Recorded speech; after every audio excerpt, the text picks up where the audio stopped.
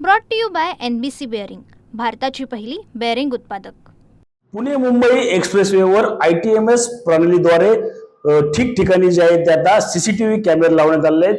याच CCTVच्या माध्यमातून ओव्हर स्पीडिंगच्या दरम्यान वाहन चालकांवर दंड जो आहे तो या ठिकाणी आकारला जातो. हा दंड आता 470 कोटींपेक्षा अधिकचा जो आहे तो या ठिकाणी ठोठावलेला RTO कडून आपल्याला पाहायला मिळतो. त्यामध्ये केवळ 51 कोटी रुपये जे आहेत ते या ठिकाणी वसूल करण्यात आले. याच संदर्भात बोलण्यासाठी आपल्यासोबत पिंपरी चिंचवड RTOचे अधिकारी आहेत. सर, काय सांगाल? 470 कोटीपेक्षा अधिकचा दंड जो आहे तो एक्सप्रेसवेवर ठोठावण्यात आलेला आहे. प्रामुख्याने पाहिले तर ओव्हर स्पीडिंगचे त्यामध्ये जास्त दंड आहेत. काय नक्की सांगाल त्यामध्ये? तर ही ITMS प्रणाली आपण 19 जुलै 2024 ला सुरू केलेली आहे. आजपर्यंत साधारणतः 29 लाख आपण चलान देण्यात आलेले आहे. त्यापैकी 470 कोटी हा टोटल दंडाची रक्कम होती. त्यापैकी आपण 51 कोटी आजपर्यंत वसूल केलेला आहे. जे ITMS प्रणाली जी आहे त्याच्यामध्ये कॅमेरे असून आर्टिफिशियल इंटेलिजन्स सॉफ्टवेअर आहे.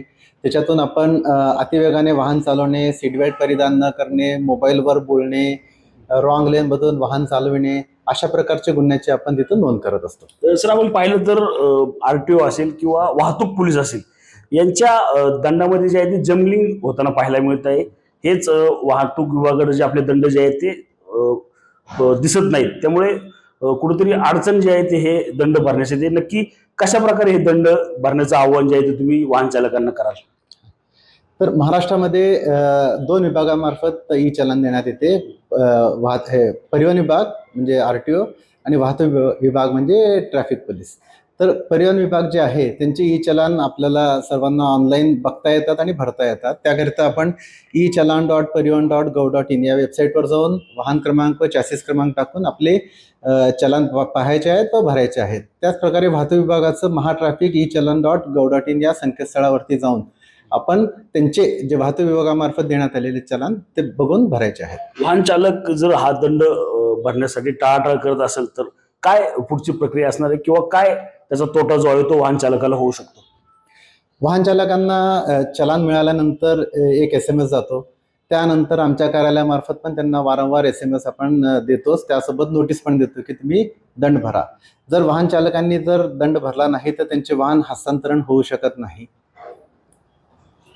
नक्कीच आपण पाहिलं तर 470 कोटींपेक्षा अधिकचा दंड जो आहे तो पुणे मुंबई एक्सप्रेसवेवर ठोठावण्यात आलेला आहे. मात्र याच ITMS प्रणालीमुळे पुणे मुंबई एक्सप्रेसवेवरील होणारे अपघात जे आहेत त्याची संख्या देखील कमी झाली आहे. मात्र वाहन चालकांना जो आहे तो मोठा दंड जो आहे तो आता RTO कडून ठोठावण्यात आलेला आपल्या लोकांचं पाहायला मिळत आहे. लवकरात लवकर हा दंड भरण्याचं आव्हान जे आहे ते आता RTOच्या वरिष्ठ अधिकाऱ्यांकडून केलेलं आपल्या लोकांचं पाहायला मिळत आहे. Ranjit Jadhav, TV9 Marathi, Pimpri Chinchwad. Brought to you by NBC bearing, भारताची पहिली बेअरिंग उत्पादक.